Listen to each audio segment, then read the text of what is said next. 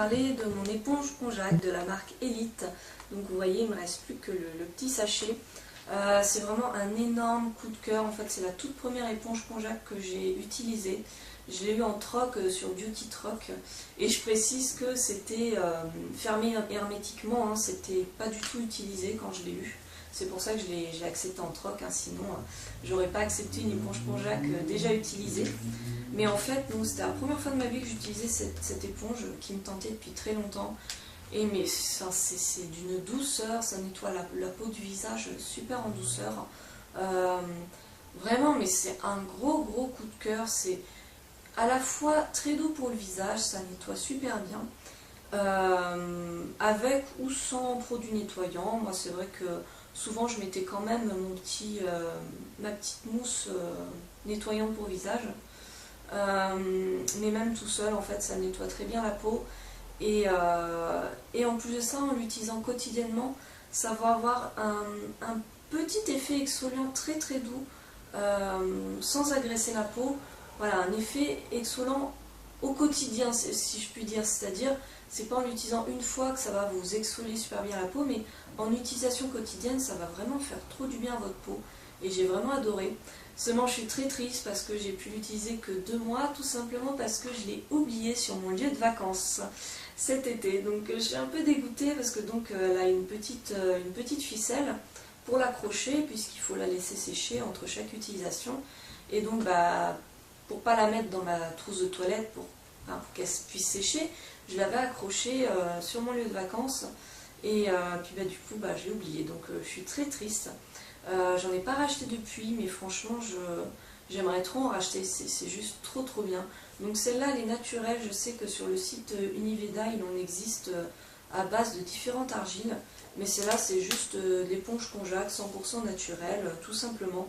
Et vraiment, gros coup de cœur. Si vous n'avez jamais utilisé les éponges Conjac, vraiment foncez, hein. C'est vraiment une tuerie. Ensuite, je vais vous parler d'un dissolvant de la marque Une. Je pense pas vous en avoir déjà parlé, à part dans mon concours. Donc c'est un dissolvant 100% naturel. Alors je dis pas qu'il est 0% toxique, hein, ça c'est encore autre chose. Mais donc c'est bien mieux que les dissolvants chimiques. Faut pas dire chimique, vu que tout est réaction chimique. Donc dire chimique ça veut tout rien dire, mais c'est différent des dissolvants classiques, conventionnels, synthétiques. Niveau utilisation, il est vraiment très efficace. Pour tout vous dire, j'utilise beaucoup des vernis de la marque Essie, Mavala, Maybelline, tout ça, donc des vernis quand même assez costauds, pas du tout naturels, et il enlève très bien le vernis, vraiment rien à dire, très efficace. Après, niveau odeur, hein, ça sent quand même le dissolvant, faut pas s'imaginer des choses, même si je crois que maintenant, naturel, on peut fabriquer des dissolvants qui sentent un peu meilleurs. Mais niveau compo, il est très intéressant. Il est très doux pour les ongles. Vraiment, je l'adore. Vraiment, il est en flacon vert, donc pareil, je trouve ça bien. On peut même réutiliser le flacon pour fabriquer son propre dissolvant, vu que maintenant Aromazone, depuis un moment, hein, mais il propose de quoi le fabriquer nous-mêmes. Donc ça peut être intéressant. Vraiment, je vous le conseille. Il est un petit peu cher à l'achat, mais vraiment gros coup de cœur. Ensuite, un pousse-mousse, en fait c'est une recharge de pousse-mousse de la marque Le Chat Bio, donc qui est à l'abricot, ça sent divinement bon l'abricot, il est 99% d'origine naturelle.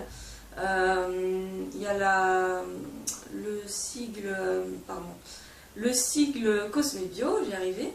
Alors il y a quand même de l'ammonium lauryl sulfate dedans, mais bon, à moins que vous ayez la peau super sensible, super irritée ou quoi que ce soit sur les mains, si vous avez l'habitude de pousse-mousse conventionnelle, vraiment il n'y a pas de souci. Moi il ne m'agresse pas du tout les mains, donc l'odeur est délicieuse, c'est vraiment une tuerie. Alors c'est un produit que j'utilise pour la toute première fois et que je ne vais pas racheter de manière régulière, tout simplement parce que pour le pousse-mousse je ne suis pas encore passée au bio. Je trouve ça assez cher, ça part super vite. Et en tout cas, en attendant d'avoir un vrai salaire, je ne peux pas me permettre d'investir là-dedans. Je préfère investir dans un gel douche bio qu'on va utiliser sur tout le corps, plutôt que sur ça qu'on utilise finalement que sur les mains. bien faire des concessions, parce que donc il est beaucoup plus cher hein, que mes recharges de marque premier prix de grande surface que j'achète habituellement. Forcément, il n'y a pas de comparatif. Mais je le rachèterai sans doute occasionnellement parce que vraiment j'adore son odeur. Donc personnellement je l'ai trouvé dans mon Monoprix. Moi ce que je leur reproche c'est qu'il y avait uniquement que lui en bio. Donc je trouve ça dommage qu'il n'y ait pas d'autres parfums, qu'il n'y ait pas d'autres trucs. Mais bon, c'est comme ça, hein, sinon il faut aller, faut aller en boutique bio. Hein, on ne peut pas aller en grande surface, n'est-ce pas Lalo? Mais vraiment je vous le conseille. J'ai vraiment adoré l'utiliser. Même s'il est parti donc très vite. Qu'est-ce que j'ai à vous présenter? Oui, donc maintenant je vais vous présenter deux petits coups de cœur. Donc c'est le spray pour la gorge et le spray pour le nez de la marque Pure Essentiel. Donc vous voyez, c'est pas des produits cosmétiques, mais c'est des produits d'hygiène, on peut dire. Donc c'est la marque Pure Essentiel, donc c'est 100% d'origine naturelle. Ce n'est pas bio, mais c'est naturel et on trouve ça en pharmacie ou moi personnellement j'ai trouvé ça dans mon Monoprix. Ça dépend s'il y a une section parapharmacie dans votre grande surface. Et en fait, je les avais déjà achetés l'an dernier quand j'étais très malade. J'avais vraiment la gorge comme ça, le nez comme ça. Et là, je les ai trouvés pas vraiment très efficaces. Je pense qu'à ce moment-là, j'étais tellement malade qu'il me fallait vraiment des trucs vraiment très efficaces. Mais en fait, début septembre, je les ai rachetés parce que c'est mon médecin traitant en fait qui m'a conseillé cette marque en me disant que c'était assez intéressant. Elle est homéopathe et elle s'intéresse un petit peu aux trucs un peu naturels, même si elle s'y connaît pas trop. Mais surtout, elle m'a dit que c'était intéressant pour l'hygiène quotidienne de nettoyer régulièrement son nez avec un spray nasal. Donc pas un spray médicament, mais un spray, vous savez, qui est un peu comme les sprays que les gens allergiques vont prendre juste pour se nettoyer le nez. Et en fait, je sais pas si ça vous arrive à vous, mais moi ça m'arrive souvent d'avoir un petit peu mal à la gorge. Voilà, on a un petit peu mal à la gorge, le nez qui picote, mais on va pas tomber réellement malade et puis ça finit par partir, voilà.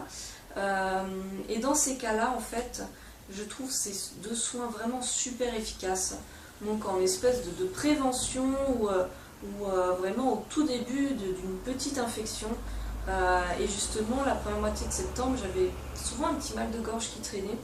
Et en utilisant ces soins matin et soir, donc ça va durer un mois, et je les ai trouvés super efficaces. Et aussi, chose que j'ai envie de préciser, c'est qu'ils sont vraiment très doux. Ils vont pas du tout être agressifs, je veux dire, ça va pas vous décaper les cloisons nasales ou je ne sais quoi. C'est vraiment très doux. Donc je ne l'ai pas dit, il y a de la propolis, de l'echinacea, des huiles essentielles. Dans le spray pour le nez, il y a aussi de l'eau de mer. Et donc c'est vraiment très bien pour désinfecter au quotidien. J'ai vraiment adoré, je pense que je vais m'en racheter, c'est vraiment très bien. Lui il a un goût très doux, très sucré, très agréable, vraiment rien à redire. Et donc lui il se déplie comme ça. Le seul truc qui me saoule, c'est qu'à force d'utilisation, il y a du produit qui coule un petit peu là, et donc c'est un peu collant, c'est un petit peu chiant. Mais bon, c'est pas grand chose. Donc vraiment, produit d'hygiène, je les recommande grandement. Alors donc on va passer au flop maintenant. Mes beaux flops. Ah voilà, j'ai les doigts qui collent à cause du spray, c'est pas grave. Donc mes flops, c'est deux gommages. Voilà. Donc je commence tout de suite avec le gommage Monoprix Bio. Comment vous dire, j'aime bien les produits Monoprix Bio, enfin il y en a certains que j'aime bien, il y en a qui sont un peu nazes, comme ce gommage. Alors je ne sais pas si vous allez voir, mais ici il y a marqué nouvelle formule. Et comment vous dire, je me suis laissée avoir parce que donc il y a un an, j'avais déjà utilisé l'ancienne formule que j'avais trouvée pas vraiment efficace. Et là je me suis dit, oh tiens, nouvelle formule, peut-être que c'est efficace maintenant. Bah non, pas du tout, du tout. Je vous déconseille ce produit. Donc c'est des flops parce que je ne les ai pas du tout finis, je les ai utilisés peut-être 4 fois et puis après je me suis dit non mais c'est pas possible, je peux pas continuer comme ça. En fait on a l'impression avec celui-là de s'étaler une crème sur le visage, mais les grains sont tellement... il n'y en a pas assez ça n'exfolie rien du tout, ça ne sert à rien du tout. Et lui c'est un peu pareil, alors lui c'est une texture gel, je vous l'avais présenté dans mon haul Yves Rocher Bio. La compo est pas mal, hein, mais vu qu'il est inefficace, on s'en fiche un petit peu.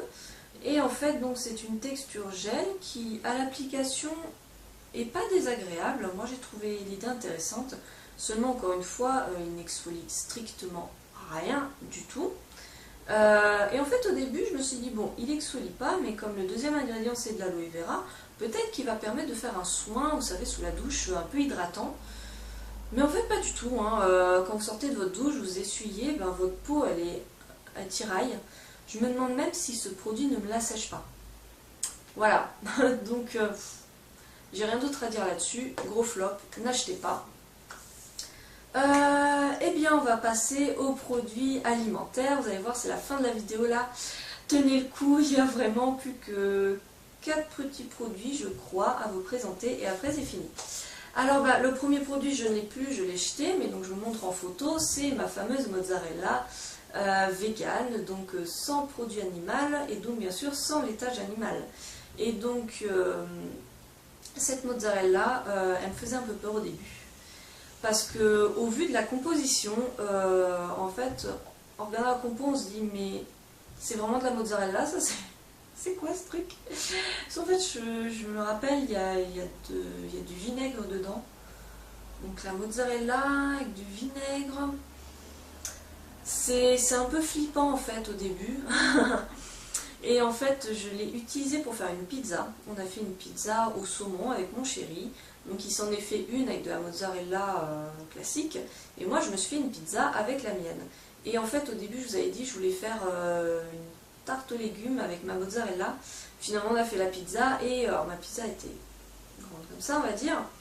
Et j'ai dû utiliser tout mon pain de mozzarella pour recouvrir ma pizza. Et vraiment, ça aurait été dommage d'en mettre moins.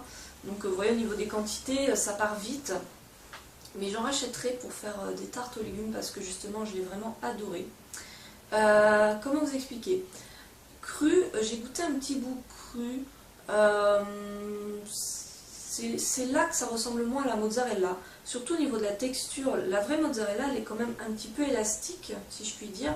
Alors que là, c'est une texture un petit peu plus mousse. Je sais pas, ça me fait un peu penser à la texture des quenelles. Même si ça fait 10 000 ans que j'ai pas mangé de quenelle, et de toute façon j'aime pas ça, mais ça me rappelle vraiment cette texture, je sais pas, quand on la coupe on se dit oulala, qu'est-ce que c'est que ce machin. Donc j'en ai pas mangé genre en salade, je sais qu'on... Ce qui est sympa c'est tomate mozzarella, ça j'ai pas fait du coup, j'ai utilisé donc que cuite. Mais le goût, même cru, est assez neutre, hein, comme de la mozzarella classique, ça n'a pas un goût non plus de fromage très prononcé. Un petit goût légèrement salé. Qui n'est pas mauvais du tout. Et le mieux, donc c'est cuit, franchement, une fois cuit, ça a vraiment la texture de la mozzarella fondue. Vraiment pareil. Et le goût est très agréable, un petit peu neutre comme de la mozzarella, mais vraiment rien à dire. J'étais vraiment très contente de ma pizza, j'ai vraiment adoré. Vraiment rien à redire. Et donc ça n'a pas de goût bizarre. Donc pour celles qui se posent la question, ma pizza en fait, donc la pâte on l'a faite nous-mêmes. Et ensuite alors j'ai mis de la crème d'épeautre, qui est une crème végétale que je vous avais aussi présentée. J'ai mis des pommes de terre, des petits champignons de Paris, mon saumon frais, du saumon frais. Et donc un peu des bouts de mozzarella sur ma pizza et puis hop au four. Avec un peu d'aneth aussi c'est meilleur, même mettre de l'aneth dans la pâte c'est très bon. Et voilà tout simplement, et vraiment j'ai adoré ma pizza, c'était juste une tuerie, je l'ai trop adoré. Donc vraiment je rachèterai, j'essaierai de faire d'autres trucs avec la mozzarella, je vous en parlerai. Mais vraiment si vous n'avez pas droit au laitage animal, franchement foncez, c'est très bon en tout cas cuit. Allez, les 3 derniers produits, donc je vais vous présenter mon coup de cœur, c'est mon lait végétal préféré, donc c'est la boisson d'épeautre. Alors là vous voyez c'est la marque Casino Bio, et je tenais vraiment à vous présenter celui-là parce que justement c'est vachement intéressant. Quand on regarde les marques bio de grande distribution, ça va être moins cher que les marques Bjorg. et c'est vachement intéressant. Donc là la compo c'est eau, épeautre à 15%, l'huile de tournesol pressée à froid et du sel marin. Donc vous voyez c'est quand même une compo très intéressante vu que l'huile est pressée à froid. Donc c'est de la bonne qualité, elle est sans sucre ajouté. Et en fait c'est ma boisson préférée parce qu'elle est vraiment très très douce, très très agréable, c'est vraiment délicieux en comparaison avec d'autres boissons végétales. Par exemple le soja, bon c'est pas un goût que j'aime particulièrement, enfin que j'adore à la folie, mais surtout j'évite le lait de soja parce que c'est pas très très très bon pour la santé, donc j'évite. Le lait d'avoine il est bon, mais je trouve qu'il a un arrière-goût un petit peu amer qui est un peu moins agréable. Et le lait d'amande, je suis d'accord avec ma soeur, c'est assez fade. C'est pas... même s'ils rajoutent un peu de sucre, hein, parce que dans la plupart des laits d'amande, ils rajoutent du sucre, et même sucré, je sais pas, je le trouve très fade, alors que lui, il a un goût très très doux, très agréable. J'en mets dans mes flocons d'avoine, je le bois comme ça aussi. Il est vraiment délicieux à boire comme ça. Vraiment, je vous le conseille grandement. Ensuite, alors, petit test, j'ai testé ce miel à la gelée royale de la marque Miel Villeneuve que j'ai acheté dans mon Monoprix. Donc, il y a 92% de miel et 8% de gelée royale. Donc, j'ai acheté ça au début septembre pour me dire, bah tiens, ça fera un petit plus niveau immunité. Et il est très bon au goût, hein. J'en ai mis sur mes tartines, il conseille d'en mettre en fait à jeun sous la langue, laisser fondre sous la langue pour les propriétés. Moi je l'ai fait une fois, mais je trouve ça assez désagréable d'avoir toute la cuillère de miel sous la langue, je sais pas, c'est moyen. Donc je me suis dit c'est pas grave, je vais le manger en tartine, ce sera tout aussi bien. Donc je précise, j'ai pas droit au sucre, normalement j'ai pas trop droit au miel, mais bon, je fais une exception pour le miel. Et alors il a un petit goût légèrement acide, mais pas trop prononcé, on s'y habitue très vite. J'ai trouvé sympa, je ne sais pas si je le rachèterai, mais voilà, je tenais à vous le présenter. Et dernier produit, c'est de la purée de sésame blanc que j'ai acheté en Biocop. Donc c'est la marque Jean Hervé. Et en fait au début je l'ai acheté parce que il y a une recette de sauce pour la salade de choux japonaise, vous savez le chou blanc qu'on va manger chez le japonais. En fait c'est sur le site de Cléa, si je me souviens bien, je vous mets le lien en barre d'infos vers son blog. En fait elle a fait une petite recette de sauce pour aller avec le chou en salade. Et j'ai découvert ça chez ma cousine qui nous avait invité à un brunch et qui nous a fait cette sauce. Et c'est juste une tuerie, franchement, allez voir, c'est juste mais délicieux. Si vous aimez le chou chez le japonais, mais c'est 1000 fois meilleur, j'ai l'impression, sa recette. C'est juste une tuerie, j'en suis tombée amoureuse. Donc j'ai voulu acheter de la pâte de sésame, enfin de la purée de sésame, vu que c'est un des ingrédients, pour pouvoir en refaire. Alors il existe différentes purées de sésame. Moi j'ai pris celle-ci un peu au hasard. J'en testerai d'autres, parce qu'il y a les différents sésames, hein, sésame brun, sésame blanc, tout ça. C'est une pâte que j'ai beaucoup aimé, enfin que j'ai bien aimée. J'en ai mis même en tartine, tout ça, c'est très sympa. Après, elle a un léger arrière-goût un petit peu amer. Donc c'est pas ma préférée, mais voilà, c'est sympa, je vous la conseille. Écoutez les filles, je vous fais des bisous et puis je vous libère. Salut!